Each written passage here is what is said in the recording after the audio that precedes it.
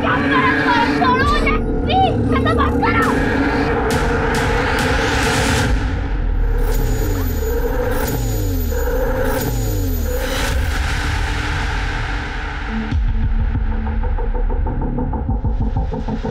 बोलो गणपति बप्पा मोरया। अरे ताई जी,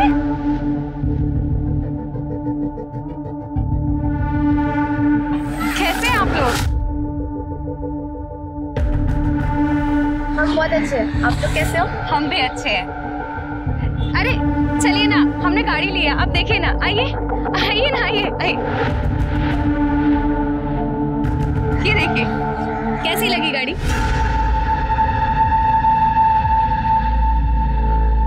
अरे शिल्पी, तू कैसी है? तेरी पढ़ाई कैसी चल रही है? शायद तू 10th क्लास में होगी ना? नहीं, 11th में थी, पर पापा ने बीच में ही स्कूल छुड़वा दिया। अरे सुरेखा, तुम्हारा कुर्ता तो बहुत अच्छा लग रहा है। कितने का है? महंगा होगा ना? अरे नहीं नहीं, सिर्फ 2000 का है। लेकिन तुझे क्या हुआ है? तू क्यों इतनी वीक दिख रही है?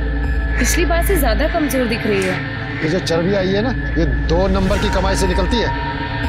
तेरी तरह थोड़ी है, काली कमाई की गाड़ी लेके मंदिर में दिखावा कर रहा है। काले दिल के लोग मंदिर में आके झूठा पूजा पाठ का दिखावा कर सकते हैं, तो मैं अपनी गाड़ी क्यों नहीं ला सकता?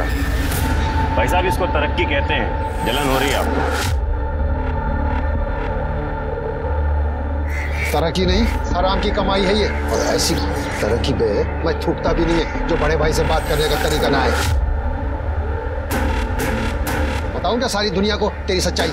नहीं, औकात में रहिए भाई साहब, समझ में है? पापा क्या कर रहे हैं आप लोग? 2 भाई इतने दिनों बाद मिले हैं, ऐसे नहीं कि प्यार भरी बातें कर रहे, अपना हालचाल पूछे, दोनों लगे लड़ने। चलो मंदिर, चलिए आप। पापा, ताऊजी का झगड़ क्यों रहते हैं? कुछ नहीं बेटा, बेवड़ा है साला, अपने भाई की तरक्की से चलता है। खुद तो जिंदगी भर कुछ किया नहीं, दारू पी के पड़ा रहा, और किसी ने अपनी मेहनत से जो है कुछ कमाया तो उसको गाली देगा। कोई वास्ता रखने की जरूरत नहीं है ऐसे लोगों से। लेकिन पापा, इसमें मेघा और शिल्पी की क्या गलती है? वो दोनों तो बहुत अच्छी हैं। लड़कियों से बात करने में कोई बुराई नहीं है, लेकिन रमेश भाई साहब जैसे लोगों से बात नहीं करनी चाहिए, उनको दूर ही रखना चाहिए। साले के पास 2 पैसे क्या आ गए, हेगड़ी दिखाता है बड़े भाई को। क्या तेरी हेगड़ी तो मैं निकालेगा, बहुत जल्द निकालेगा।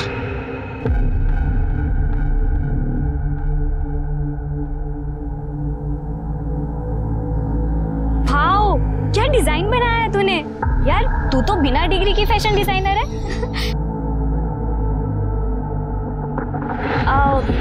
आज तो राहिल की गर्दन कंफर्म टूट जाएगी।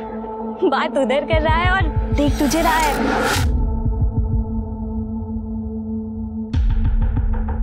सोनी, जाना जाके बात कर, जाना, चुप रहे। हाय नीता। हाय। हाय नेहा। हाय। वो मुझे ना भूख लग रही है, चलना नेहा, कैंटीन जाके कुछ खाते हैं। मुझे भी भूख लग रही है, चल। हाय। हाय। तुमने बनाया? नाइस। मैं तो कह रहा हूँ तुम्हारे ना हाथों में जादू है। तुम जैसे क्या कर रहे हो तुम? कॉलेज है, तुम्हारा बर्थडे आ रहा है, क्या प्लान है? कहाँ सेलिब्रेट करने वाले हो? प्लान तो किया है, बर्थडे का किसी स्पेशल इंसान के साथ पूरा दिन बिताने का। अगर वो हाँ कर दे तो मना किया नहीं है उसने। नहीं सर, अरे आप टेंशन क्यों ले रहे हैं? माल की गारंटी है सर मेरी। बिल्कुल बिल्कुल सर। हाँ ओके सर, ओके। ये लीजिए। इस बार ना बहुत बढ़िया कमाई होने वाली है, दिवाली का सीजन है ना। पापा, ये देखो, मैंने ना कॉलेज में टॉप किया है। अरे वाह, क्या बात है, I am proud of you. देखो जरा बेटा,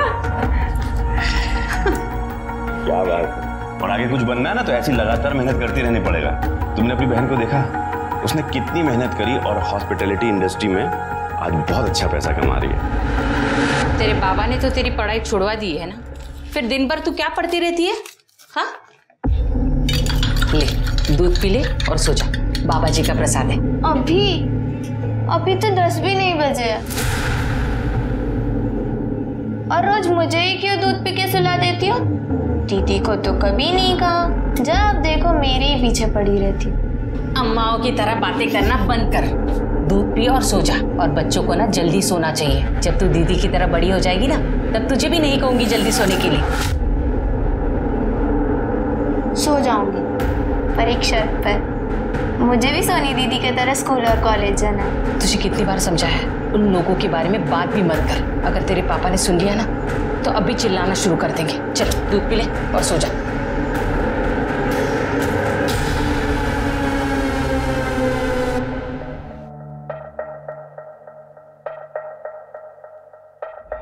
हाय। हाय दीदी, आप आ गई? क्या हुआ दीदी, आप इतनी थकी क्यों लग रहे हो? ये हॉस्पिटैलिटी बिजनेस में होना मतलब गधे की तरह दिन रात काम करना। और आज एक नया क्लाइंट आया है, उसने इतना काम करवाया कि तू पूछ मत। तो आपने बोला नहीं उन्हें कि आप सोनी की दीदी हो? तो आपसे काम ही नहीं करवाते वो लोग। अच्छा मेरी माँ, भूल गई, कल बता दूंगी, ठीक है? वैसे तुम इतनी रात तक क्यों जाग रही हो? कोई बॉयफ्रेंड? पहले आप अपना स्टेटस बताओ। मेरा स्टेटस कुछ भी नहीं, क्योंकि पापा को कुछ भी पता चलेगा ना तो उन्हें अच्छा नहीं लगेगा, इसलिए मैंने सरेंडर कर दिया। वो जो बोलेंगे वही मैं करूंगी। वैसे आप लगे रहो अपने फोन पर, मैं जाती हूँ चेंज करके आती हूँ। ओके।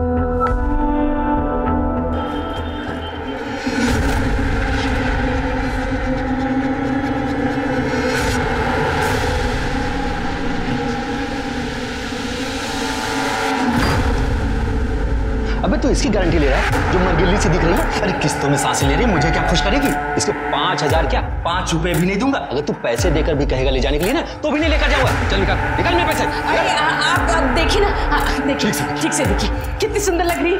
अरे नहीं भाई, नहीं चाहिए मुझे, पैसे दे मेरे। ये पसंद नहीं आई तो कोई बात नहीं, इसे देखो, पुराने दारू का नशा देती है ये। नहीं, पैसे दे मेरे भाई, नहीं चाहिए मुझे, नहीं चाहिए। जल्दी दे पैसे,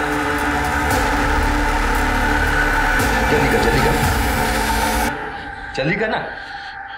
और हाँ, आइंदा फोन मत करना, मेरा मूड खराब कर दिया।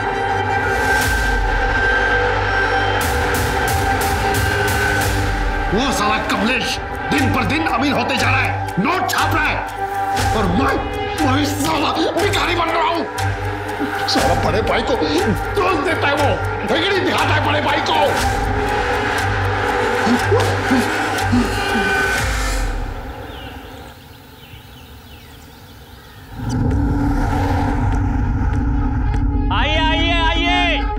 आइए बहन जी, ये देखिए 50% डिस्काउंट है। नया डिजाइन है, नया कलर एकदम 50% डिस्काउंट है। ले आओ सब यहाँ पे ले। क्या हो रहा है इधर? हटाओ सब। अरे ये क्या प्रवीण, बाबू, प्रवीण, तो मैं क्या करूँ तुझे? गांव में वापस मत आइए। मेरे मना करने से गांव नहीं होगा। तेरा पापा गांव है क्या? आपका नहीं है, मेरा गांव है।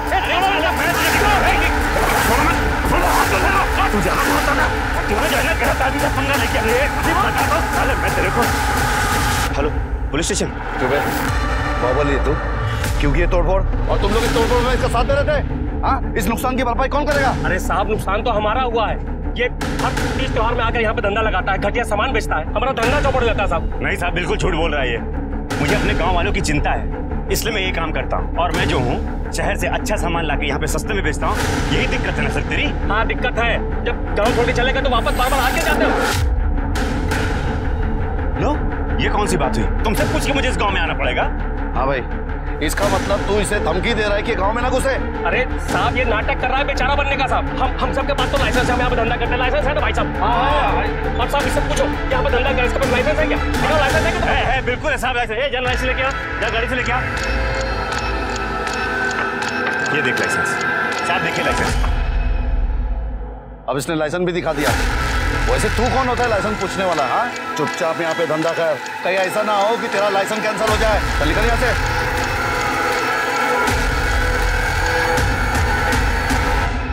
Wish you a happy birthday. Thank you यार, ये तो मुझे बहुत अच्छा लगा। अच्छा है ना? पर तुम्हें मेरी चॉइस कैसे? वो छोड़ो, ये देखो, ये स्पेशली है ना, मैंने सब तुम्हारे लिए बनवाया। अब हमें कोई अलग नहीं कर सकता। ये RS Rahil Soni. Thank you so much. मुझे गिफ्ट बहुत अच्छा लगा। अब जैसे कि तुम जानती हो कि मेरा बर्थडे आज, तो मैं सोच रहा था क्या है कि मैं भी तुम्हें कुछ ऐसा रिटर्न गिफ्ट दूं। पापा गांव से आ गए होंगे राहिल। मैं चलूं अभी? अभी? हाँ। तुमने कहा था तुम पूरे दिन मेरे साथ रहने वाली हो ना? हम पूरे दिन साथ में ही थे। शाम होने वाली है और अंधेरा होने से पहले मुझे घर जाना पड़ेगा। मुझे नहीं पता था तुम ऐसी बहनजी टाइप की हो। राहिल तुम सुनो पहले प्लीज। हाथ छोड़ो, हाथ छोड़ो। बात तो सुनो राहिल। राहिल मेरी बात तो सुनो। विलास भैया ऐसे कैसे चले? कमलेश ने तो हमारी दिवाली की दिवाला निकाल दी और ऊपर से साला ये पुलिस मंत्री संतरी सब उसकी जेब में। ये मंत्री संतरी कुछ नहीं कर पाएंगे। हमें अगर कमलेश को हराना है ना तो हमें ऐसी जगह वार करना होगा जहां उसे चोट ज़्यादा लगे। मुझे पता है वार कहाँ करना है।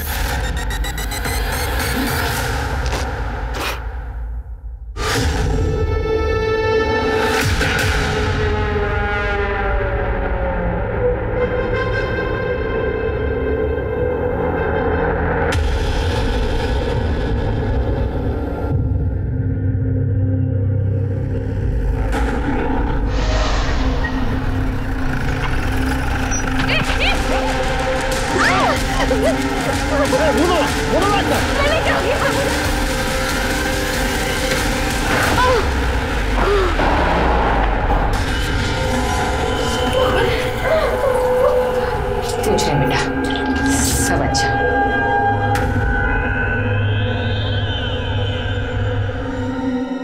प्लीज ऐसा मत करो मम्मी, नहीं करना मुझे मम्मी प्लीज। ये रोना धोना बंद कर दे अभी। पहला कस्टमर ना नाराज नहीं होना चाहिए। अब शगुन होता है इसलिए उन्होंने बड़ी रकम दी है तेरे पापा को। पहला कस्टमर अगर नाराज हो गए ना तो तेरे पापा तुझे जान से मार देंगे।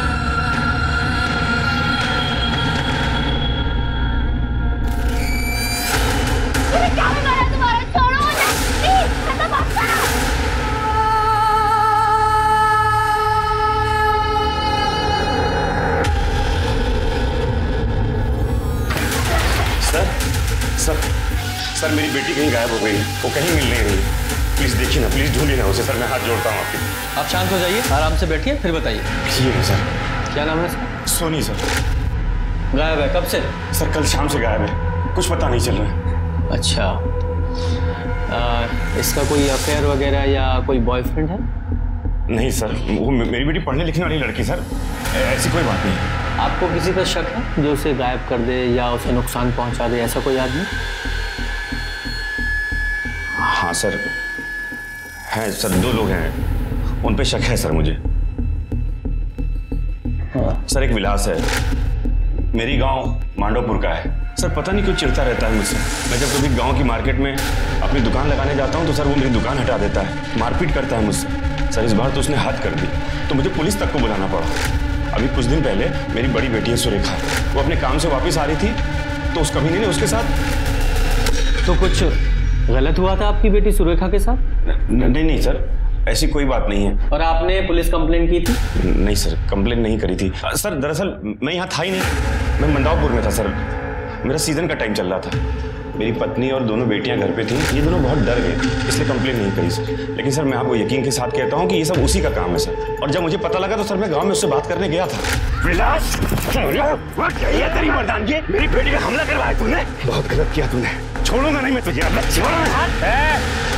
इतना बबल गा रहा है? कोई सबूत है तेरे पास ये सब मैंने किया है? नहीं ना, तो चिल्ला मत और निकल यहाँ। तो इसका मतलब कोई सबूत नहीं है तुम्हारे पास? सबूत नहीं है सर, लेकिन मैं आपको यकीन के साथ कह सकता हूँ कि ये सब उसी कमीने का काम है। ठीक है, हम इसकी जांच करेंगे, लेकिन ये हुआ कब था? सर ये सोनी के गायब होने से कुछ दिन पहले। और वो दूसरा आदमी कौन है जिसका आपको शक है? गणेश, मंदावपुर गांव में हमारा पड़ोसी था। 10 साल पहले जब हम गांव में थे तब ऐसे बात हुई थी कि जब ये बच्चे बड़े हो जाएंगे तब सोनी और गणेश की शादी करा देंगे। ऐसे ही बोली हुई बात थी, कुछ पक्का नहीं था। फिर हमने गांव छोड़ दिया और विजयनगर आ गए। फिर हमारा कोई वास्ता ही नहीं बचा था उनसे। लेकिन गणेश तो बिल्कुल सोनी के पीछे ही पड़ गया था। सोनी मेरी बात सुन। Soni please please. अरे तू छोड़ो गणेश, छोड़ लड़की, छोड़। मार दूंगा नहीं तो। अगर ये मेरी नहीं हुई ना तो कसम से बता रहा हूँ ये और किसी की भी नहीं हो पाएगी। जब ये विलास ने गांव में मेरे साथ मारपीट की थी ना, उनकी दुकान तोड़ी थी, उस वक्त भी ये गणेश जो है मेरा पीछा कर रहा था। मैंने खुद देखा था सर अपनी आंखों से।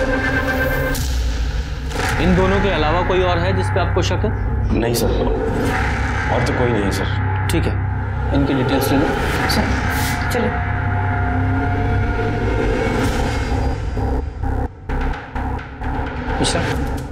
इस फैमिली की बैकग्राउंड चेक करो, यहाँ विजयनगर में भी और इनके गांव में भी। सोनी की सीडीआर रिपोर्ट निकालो, कॉलेज में उसके दोस्तों से पूछताछ करो और इनकी दूसरी बेटी सुरेखा, उस पर जो अटैक हुआ था उसके बारे में भी पता करो। जी सर। और ये विलास और गणेश, जरा इनका इनकल भी चेक करो। जी सर।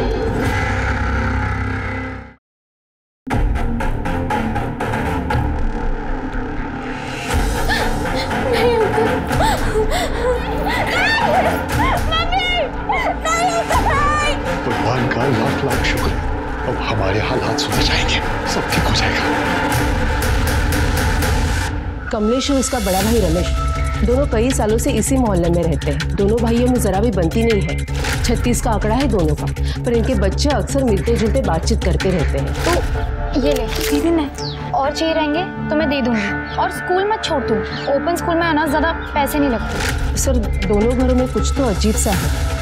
एक पैसे वाला है तो दूसरा फटेहाल शराबी। कमलेश की बेटी सुरेखा देर रात बड़ी बड़ी गाड़ियों से घर पे आती है और रमेश के घर से हर रात कोई अलग अलग शक्ल का आदमी दारू पी के बाहर निकलता है। सर मुझे ही नहीं, पूरे मोहल्ले को ऐसा लगता है कि इनके घर में कुछ तो गलत हो रहा है।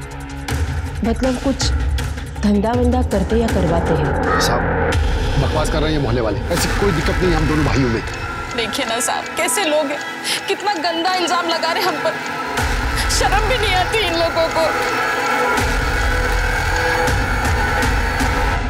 कमलेश और रमेश जिस जाति के हैं वो जाति आज से नहीं सदियों से इसी धंधे में है। इनकी जात में लड़कियों को दासी बनाने की प्रथा है, जिसको आज देह व्यापार कहते हैं। कमलेश इंदौर शिफ्ट हो गया, आज भी आता है यहाँ, अपनी दुकान लगाता है, खूब पैसा कमाता है। लेकिन जब भी आता है बाकी दुकानदारों से और विलास से झगड़ा हो जाता है। हाँ साहब, हुआ था हमारा झगड़ा और मैं क्या, मार्केट के सभी व्यापारी उससे परेशान हैं। हर सीजन में आ धमकता है धंधा खराब करने के लिए। और वो एसआई शर्मा छुटभैया नेताओं को पैसा खिला देता है, हमारी तो सुनवाई भी नहीं हो पाती। और साहब अपनी बेटी से धंधा करवाता है। तुम यकीन से कह सकते हो कि वो देह व्यापार के धंधे में? यकीन नहीं साहब, डंके की चोट पे कह सकते हैं। अपनी बेटी सुरेखा से करवाता है काम। आप हमें परेशान करने के बजाय उन्हें क्यों नहीं अरेस्ट करते? मैम मुझे तो विश्वास ही नहीं हो रहा है कि सोनी घर से भाग गई। क्यों विश्वास क्यों नहीं हो रहा है? क्योंकि उसके पास कोई रीजन ही नहीं था घर से भागने का। सोनी एक बहुत ही बबली नेचर की और बहुत ही प्यारी लड़की थी और उसकी फैमिली भी उससे बहुत प्यार करती थी। हो सकता है उसका कोई बॉयफ्रेंड होगा, उसे पता होगा कि उसके घर वाले एक्सेप्ट नहीं करेंगे, तो भाग गई वो उसके साथ। क्यों, था ना उसका कोई बॉयफ्रेंड? मैम सोनी और राहिल का अफेयर चल रहा था, अभी कुछ ही हफ्ते पहले शुरू हुआ था। राहिल के बर्थडे के बाद वो अचानक से गायब हो गया, लेकिन आजकल वो कॉलेज जा रहा है, तो मुझे नहीं लगता कि सोनी उसके साथ भागी होगी। लेकिन राहिल गायब क्यों हुआ? एक्चुअली मैम मैं थोड़ा डिप्रेशन में चल रहा था, किसी से मिलने का बातचीत करने का मन नहीं था, इसीलिए मैंने सबसे डिस्टेंस बना ली थी कुछ दिनों के लिए। तो जिन दिनों तुम डिस्टेंस बना रहे थे उन्हीं दिनों तुम्हारी गर्लफ्रेंड गायब हो। कुछ अजीब नहीं लग रहा है सुनकर? मैम आप गलत समझ रही हैं। मैं सोनी से इसलिए नहीं मिला क्योंकि मेरा सच में मन नहीं था मिलने का। मैं अपने बेस्ट फ्रेंड करण और नीरज से भी नहीं मिला। मैं कॉलेज नहीं आया इतने दिनों से, मैं सच कह रहा हूँ। मैं सर राहिल का कहना है कि उन दिनों किसी से नहीं मिला, अपने बेस्ट फ्रेंड्स नीरव और करण से भी नहीं। कहने को तो वो कुछ भी कह सकता है, जैसे कि सोनी के माँ बाप, जैसे वो कह रहे थे कि उसका कोई बॉयफ्रेंड नहीं है। अब सचमुच में उन्हें नहीं पता था कि वो झूठ बोल रहे थे, और झूठ क्यों बोल रहे थे। खैर ये जो राहिल है इसके कॉल रिकॉर्ड से निकालो, इसकी मोबाइल लोकेशन भी। जी सर।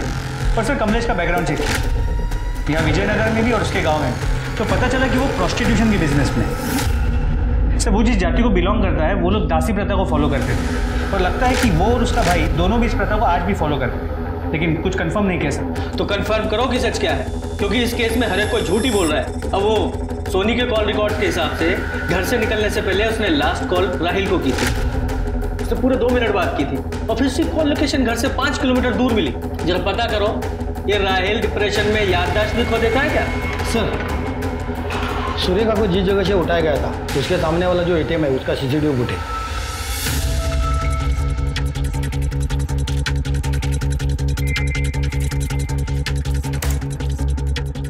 ये आदमियों के चेहरे तो दिखाई नहीं दे रहे हैं, कपड़ा बांधा हुआ है। ये देखो, गाड़ी की नंबर प्लेट दिखाई दे रही है। इसके मालिक का पता लगाओ। जी सर। सर, विजयनगर के बाहरी इलाके में एक डेड बॉडी मिली है।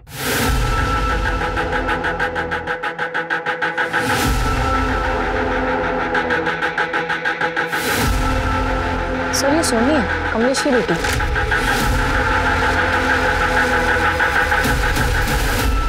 बॉडी जरा खराब हालत में है, लेकिन चेहरा तो साफ पहचान में आ रहा है। और बॉडी की हालत देखकर लग रहा है कि इसकी मौत 3-4 दिन पहले ही हो चुकी है। सर, इसके गले पे मार के लगता है गला दबाया गया। कंफर्म मर्डर केस है। सर, पूरा एरिया चेक किया पर कोई एविडेंस या कोई क्लू नहीं मिला। हाँ, बॉडी को पोस्टमार्टम के लिए भेजो और इसकी फैमिली को इन्फॉर्म करो। सर, सोनी के कपड़ों और प्राइवेट पार्ट्स पर कई लोगों के सीमेंट सैंपल मिले हैं। तुमने ही कस्टमर के पास भेजा था ना उसे? सर, आप हम पे ये बहुत घटिया इल्जाम लगा रहे हैं। इल्जाम नहीं लगा रहे हैं, ये जानकारी दी है तुम्हारे पड़ोसियों ने और तुम्हारे गांव वालों ने। तुम्हारे यहाँ देह व्यापार की प्रथा है और उसी प्रथा को आगे बढ़ाने के लिए तुम सोनी पर दबाव डाल रहे थे। उसने इनकार कर दिया तो मार दिया उसे। हमने अभी अभी अपनी बेटी खोई है, आप उसके कातिल को पकड़ने की बजाय हम पे ही घटिया इल्जाम लगा रहे हैं। अरे मानता हूँ कि हमारे बाप दादा ये धंधा करते थे, लेकिन मजबूरी थी उनकी। गांव वाले ना किसी को पढ़ने लिखने देते थे, ना कोई और काम करने देते थे। सर, इसी दलदल से बचने के लिए मैं अपनी बेटी को लेकर शहर गया था कि वो पढ़े लिखे और इस दलदल में न फंसे। तो तुम्हारा कहना ये है कि तुम ये धंधा नहीं करते? तो एक बात बताओगे, सुंदर नगर में तुमने एक बंगला किराए पर लिया हुआ है, वहां तुम्हारी बेटी से मिलने सिर्फ मर्द लोग आते हैं, ऐसा क्यों? एक्सप्लेन करोगी? ये कैसी बात कर रहे हैं सर आप? ग्रेजुएट है मेरी बेटी, हॉस्पिटैलिटी बिजनेस में है। सर, ये अपना ऑफिस चला सके इसलिए हमने वो बंगलो लिया था, बस इतनी सी बात है। और सर, अगर हमें ये प्रथा चलानी होती, धंधा चलाना होता, तो मैं अपने बच्चों को लेकर शहर क्यों आता, उन पे इतना पैसा क्यों खर्च करता? रमेश भाई साहब की तरह प्रथा को आगे बढ़ाता ना। ठीक है, फिलहाल जा सकते हो, लेकिन शहर छोड़कर नहीं जाना। जरूरत पड़ी तो दोबारा बुलाएंगे। सर, इतनी आसानी से जाने क्यों दिए? मिश्रा, इनके खिलाफ हमारे पास कोई ठोस सबूत नहीं है। सिर्फ लोगों द्वारा दी गई जानकारी के आधार पर इन्हें यहाँ नहीं रख सकते थे। फिर भी इन पर नजर रखना। और वो राहिल, उसे लेकर आओ। सर, मुझे तो समझ में नहीं आ रहा मैं क्या बोलूं आपसे। क्या कहा था तूने पिछली बार कि तेरे बर्थडे के बाद से सोनी से तेरी बात ही नहीं हुई है, जबकि 25 तारीख को घर से निकलने से पहले सोनी ने तेरे साथ बात की थी, वो भी पूरे 2 मिनट। कॉल आया था सर उसका, परेशान थी, मिलना चाहती थी मुझसे, और मैं अपने दोस्तों के साथ पढ़ाई कर रहा था तो मैंने उससे मिलने से मना कर दिया। अच्छा, दोस्तों के साथ पढ़ाई? कौन दोस्त? करण और नीरव।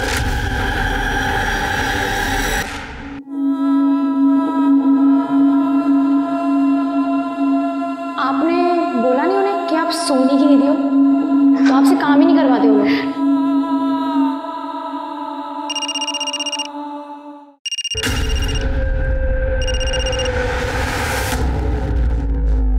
हेलो,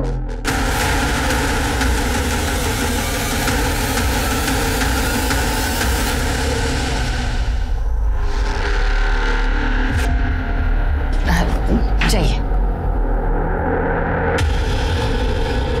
ये क्या है? सुनो, शिल्पी, शिल्पी। सर, गला घोट के मारा गया। ये देखिए, गला घोटने के निशान। बाकी सर, मैंने पूरी बॉडी चेक कर ली, कोई निशान नहीं, और सेक्सुअल असॉल्ट की भी कोई साइंस नहीं सर। ठीक है, बॉडी को पोस्टमार्टम के लिए भेजो। कमरे को अच्छे से चेक करो, हो सकता है वो खुले मिले, और फिंगरप्रिंट्स भी उठाओ। जिस आदमी ने शिल्पी की बॉडी को सबसे पहले देखा था, उसने कबूल किया है कि शिल्पी के साथ करने के लिए उसने तुम्हें पैसे दिए थे। अब क्या बोलना है तुम्हारा? हम तो बस अपनी प्रथा निभा रहे थे। प्रथा निभा रहे थे? और जब उसने प्रथा निभाने से इनकार कर दिया तो मार डाला उसे?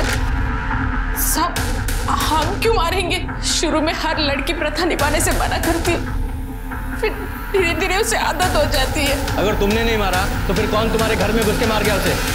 पता नहीं साहब किसने मारा, किस लिए ये सब किया। साहब पता होता तो हम उसकी गर्दन नहीं तोड़ देते। बड़ी बेटी कहाँ है तुम्हारी?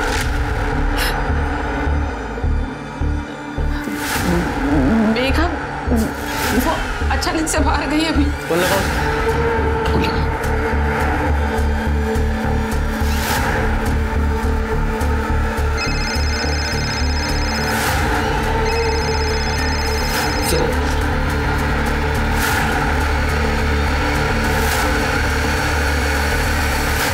ये सोनी और शिल्पी दोनों का मर्डर एक ही तरीके से किया गया है, गला दबाकर। यू मीन टू से कि दोनों मर्डर्स एक ही आदमी ने किए?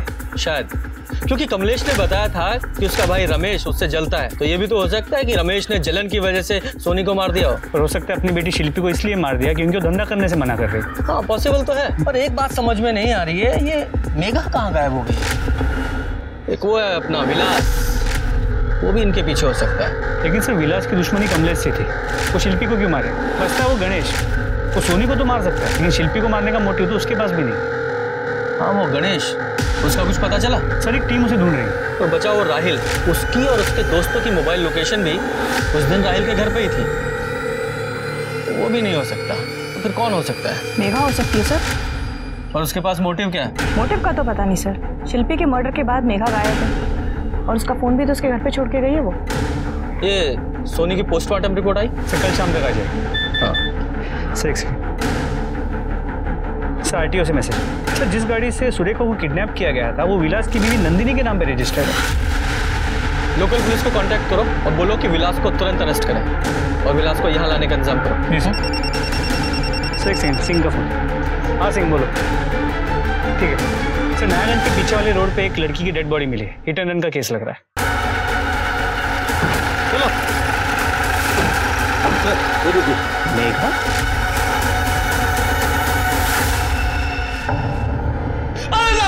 मेरे क्यों मारा साहब? मैंने क्या किया साहब? सुरेखा को किडनैप करके उसे मॉलेस्ट करने वाले गुंडे तेरे थोड़े थे, तेरी बीवी के थे, क्योंकि गाड़ी तो उसी के नाम पे रजिस्टर्ड है। एक काम करते हैं, उसी को बुलाते हैं। इसकी बीवी को लेके आओ, उसी से पूछताछ करते हैं। अरे साहब उस बेचारे ने कुछ नहीं किया साहब। रोको। तो तुझ बेचारे को तो पता है ना? बोल। हाँ साहब, मैं उस कमलेश की कमर तोड़ना चाहता था साहब। मैं उसको ऐसी जगह मारना चाहता था जहां पर उसको सबसे ज्यादा दर्द हो साहब। तभी मुझे पता चला कि उसकी बड़ी बेटी सुरेखा धंधा करती है साहब, जहां से उसके पास ये सारे पैसे आते हैं, जिसकी वजह से वो हर सीजन में गांव में आके हमारा मार्केट खराब करता है साहब। मैं सिर्फ सुरेखा को डराना चाहता था, उसका चेहरा खराब करना चाहता था ताकि उसका धंधा बंद हो जाए साहब, और इस कमलेश की हिकड़ी निकल जाए। तुझे क्या लगा? तूने सोचा कि सुरेखा के साथ साथ सोनी का भी इंतजाम कर देता हूँ, इसलिए मार दिया उसे? साहब मैंने उसको नहीं मारा साहब। मैं तो सुरेखा के डराने के अलावा अपने कुछ भी नहीं किया साहब। आप चाहो तो चेक कर लो साहब। उस दिन मैं गांव में ही था साहब। लेकिन जो तूने सुरेखा का साथ किया है वो भी क्राइम है, उसके लिए तू यहीं रहेगा। और तू कितना सच झूठ बोल रहा है वो तो हम पता लगाएंगे। इस सोनी और शिल्पी के केस में हमें कुछ हाथ नहीं लगा है, और यहाँ तक कि वो मेघा, उसके केस में भी कंफर्म नहीं है कि वो सुसाइड था एक्सीडेंट। पर सर सोनी के पोस्टमार्टम रिपोर्ट से पता चला है कि उसकी मौत 25 अक्टूबर की रात 8 और 10 बजे के बीच गला घोटने की वजह से हुई। और सर ये भी पता चला है कि मरने से पहले उसके साथ गैंग रेप किया गया। उसके बॉडी और कपड़ों पे 3 लोगों के सीमन मिला है। सोनी की डेड बॉडी जहाँ मिली थी सर, उसके पास ही के फार्मेसी में सीसीटीवी कैमरा लगा था। फुटेज में देखिए क्या मिला है।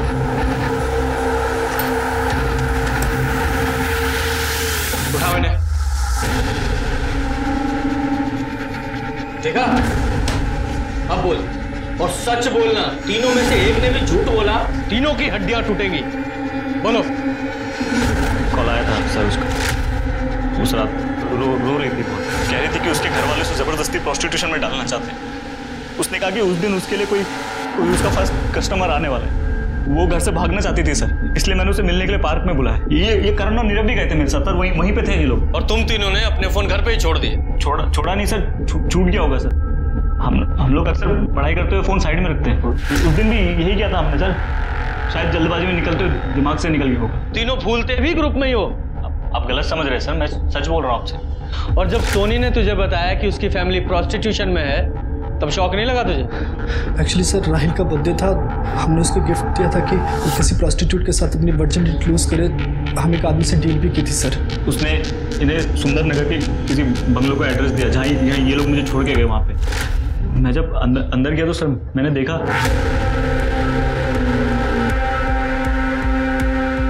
कब से इंतजार था तुम्हारा? मुझे लगा सर ऐसी कोई प्रोस्टिट्यूट हो गई ऐसी। एक दिन जब मुझे सोनी ने गार्डन में मिलने के लिए बुलाया अपनी मम्मी और बहन से मिलने के लिए। सॉरी यार, लेट हो गया और ट्रैफिक था ना इसीलिए। ये मेरी मम्मी है और ये मेरी बहन सुरेखा। उस दिन से सर मैंने सोनी से डिस्टेंस बना लिया सर। ना मैं उससे मिला हूँ ना फोन किया मैंने सर, क्योंकि मैं नहीं चाहता था मेरी गर्लफ्रेंड किसी प्रोस्टिट्यूशन फैमिली से इन्वॉल्व हो सर। लेकिन सर तो उस दिन सुरेखा और मेरे बीच हुआ वो मैं भूल नहीं पा रहा था। तो मैंने एक प्लान बनाया। सुरेखा को कॉल करके ब्लैकमेल किया मेरे साथ फ्री में करी तो मैं सोनी को सब सच बता दूंगा। डर दिखा के उसके माँ बाप को भी ब्लैकमेल किया। एक दिन जब मैं उसके बाप से उसके घर में पैसे ले रहा था तो पूरे जो बोला है वो ध्यान रखना। राहिल, तुम यहाँ क्या कर रहे हो? पापा आप किस बात के पैसे दे रहे हो उसे? क्या चल रहा है यहाँ पर? ये जो तुम्हारी पूरी फैमिली है ना, ये मुझे इन पैसों से तुमसे दूर करना चाहती है, खरीदना चाहती है मुझे। साले तू पीछे आ गया से इन्हें करने दो जो ये कर रहे हैं। मैं तुमसे प्यार करता हूँ, हमेशा करता रहूंगा। साले मैं निकाल दूं तेरे प्यार का भूत। मेरे घर है ना, जान से मार दूंगा। निकल यहाँ से। सोनी से झूठ क्यों बोला तूने? क्योंकि सर मैं नहीं चाहता था कि उसे पता चले कि मैं उसकी फैमिली को ब्लैकमेल कर रहा हूँ। लेकिन मैंने जब सुरेखा को दोबारा मिलने के लिए बुलाया तो उसने साफ मना कर दिया। उसने कहा कि उसने सोनी को सब बता दिया और मैं उसे ब्लैकमेल नहीं कर सकता। मेरा फ्री का पैसा और वो फ्री का सब बंद हो गया। तो मैंने दोबारा सोनी को पटाना चालू किया। उसे लवी डबी मैसेज भेजे, उसे ये बोला कि उसके फैमिली वाले उसे बेवकूफ़ बना रहे। लेकिन तू सोनी को बेवकूफ़ क्यों बना रहा था? ताकि मैं उसके साथ भी। और पार्क में क्या हुआ था? उसने घर से पार्क आते आते अपना माइंड बदल दिया। राहिल, क्या है? मैं नहीं भाग सकती तुम्हारे साथ, मुझ में इतनी हिम्मत नहीं है, समझो प्लीज। क्या कर सकती हो तुम? ये नहीं कर सकती, वो नहीं कर सकती। अरे तुम्हारा दिमाग खराब है क्या? पागल हो क्या तुम? इतना कर सकती हूँ कि मेरी वजह से तुम्हें परेशानी ना हो, इसलिए मैं तुमसे दूर जा रही हूँ। हमारे बीच में जो भी है ना भूल जाओ, हमारा कोई फ्यूचर नहीं हो सकता। मैं तुमसे प्यार करती थी, हमेशा करती रहूंगी। रोते हुए सर वहां से भाग गई। मुझे लगा मुझे क्या सर, हम सबको ऐसा लगा कि वो घर चले गए। तो हम लोग भी वापस घर आ गए सर और पढ़ाई करने लगे। मिश्रा, इन तीनों का डीएनए सैंपल लो और सोनी की बॉडी पर मिले सीमेन सैंपल से मैच कराओ। और तब तक ये कमलेश और फैमिली को देखते हैं।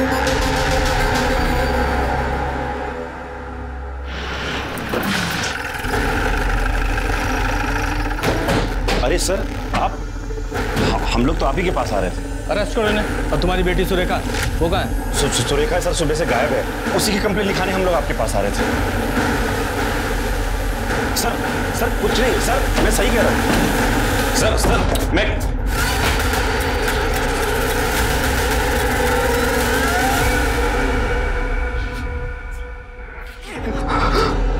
सुरेखा का भी मर्डर कर दिया तुमने? सर नहीं, मैंने नहीं किया सर। लेके जाओ इन्हें। नहीं छोड़ दिया सर, हमने नहीं मारा। पड़ोसियों से पूछताछ करो, शायद किसी ने कुछ देखा या सुना हो। सर कमलेश जी के घर के अगल बगल एक 20-21 साल का लड़का चक्कर मार रहा था। वो लड़का यही था? हाँ सर, यही था वो लड़का। ये गणेश और सुरेखा दोनों के फोन ट्रेस करो। इस गणेश ने अगर पैसों के लिए सुरेखा का किडनैप किया तो ये फिरौती के लिए जरूर फोन करेगा। मेरी सोनी को भी मुझसे दूर कर दिया और अब मैं लूंगा बदला। हाँ सर, सुरेखा को धंधे में हम नहीं डाला था, सोनी को भी डालने वाले थे। उसी दिन उसका कस्टमर आने वाला था, लेकिन वो घर से भाग गई। हमने सोचा कि शायद वो वापस आ जाएगी, लेकिन जब वो बहुत देर तक नहीं आई तो हम कंप्लेंट लिखाने आ गए। लेकिन सर हमने मारा नहीं है उसको, हम सच कह रहे हैं। फोन है सर। सुरेखा का फोन है। उठाओ और स्पीकर पे डालो। पापा मुझे बचा लो पापा। हाँ बेटा बोल बोल। पापा गणेश को 20 लाख रुपए दे दीजिए। बोल अभी अभी आज चाहिए मुझे, अभी की अभी। गणेश को अभी 20 लाख रुपए दे दो पापा, वरना ये मुझे मार देगा पापा। सुन मेरे ना हो पाने वाले ससुर जी, अब मुझे 20 नहीं पूरे 25 लाख चाहिए, समझा? और अगर ऐसा नहीं हुआ ना तो मैं पुलिस को बता दूंगा कि सोनी का मर्डर किसने किया। किसने किया है? बोलो किसने किया है? ये हैरान होने की एक्टिंग क्या कर रहे हो? फोन तुम्हें किया है, पैसे तुमसे मांगे, खून भी तुमने ही किया होगा। नहीं सर, हमने नहीं मारा है। सच कह रहे सर, हमने नहीं। लोकेशन ट्रेस हो गई सर। चलो गणेश देख भाई, 25 लाख रुपए घर में थोड़ी रखे हैं, इंतजाम करना पड़ेगा ना। सोच ले, अगर मुझे बेवकूफ बनाने की कोशिश की ना तो तेरी सुरेखा को ना मैं जान से मार दूंगा, समझा? आधा घंटा है तेरे पास, पैसे लेके आ जा, वरना तेरी बेटी की ना लाश मिलेगी तुझे यहाँ पर। गणेश कम से कम 2 घंटे लगेंगे। देख मैं तेरे हाथ जोड़ता हूँ, देख सुरेखा को कुछ मत करना प्लीज। चल जल्दी आ।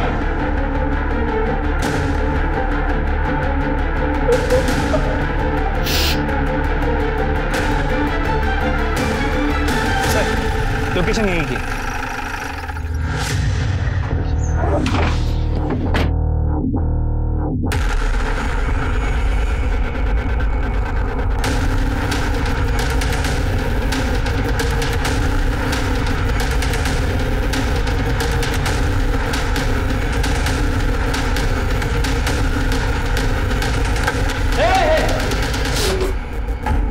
चाकू नीचे वरना गोली मार दूंगा। अगर आप गन नीचे करो नहीं तो मैं मार दूंगा इसको। गन नीचे, गन नीचे। गन सब नीचे रखेंगे, तू चाकू नहीं चलाएगा, ठीक है? ठीक है, गन नीचे कर। देखो हम गन नीचे कर रहे हैं, ये रख रहे हैं। पापा मुझे बचा लो पापा। खोलो खोलो खोलो, जल्दी खोलो। साहब आप मुझे क्यों पकड़ रहे हो? मैंने तो बस किडनैपिंग किया था। सोनी का मर्डर तो इस कमीने ने किया है सर।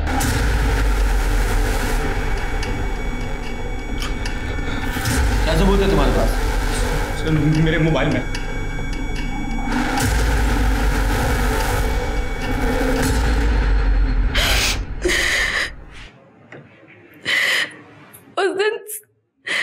उस दिन सोनी को भागने में मदद मैंने ही की थी, लेकिन पापा को पता चल गया और फिर पापा ने उसे ढूंढने के लिए गुड्डे भेजे। मैं जानती थी कि सोनी राहिल से मिलने पार्क में गई है। मैं उसे अवेयर करने के लिए कॉल कर रही थी, लेकिन उसका फोन नॉट रीचेबल आ रहा था। फिर मैंने सोचा कि मैं उसे वहीं जाकर सब कुछ बता देती, लेकिन मैं पार्क पहुंचने ही वाली थी कि मैंने देखा कि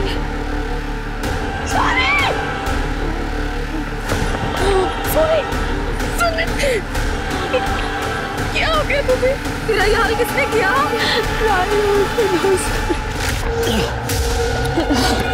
ये बदला है मेरा तुझसे, तेरे बाप से। हाथ उठाया था मुझ पे, इंसल्ट की मेरी।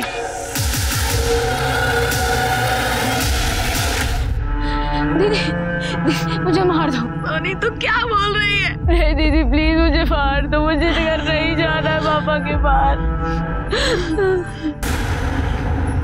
वैसे तू ठीक ही कह रही है, पापा मेरी तरह तेरी भी जिंदगी बर्बाद कर देंगे। ऐसी जिंदगी से तो अच्छा है कि मर ही जाए।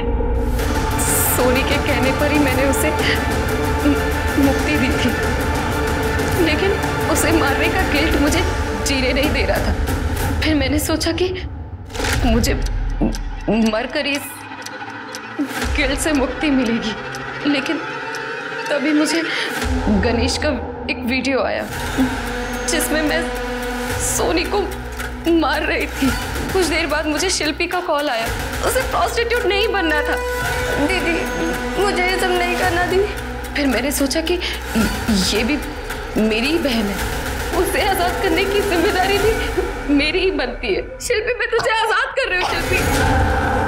शिल्पी, सुरेखा तुम, शिल्पी शिल्पी, सुरेखा रुको। कहाँ भाग रही? कहाँ भाग रही?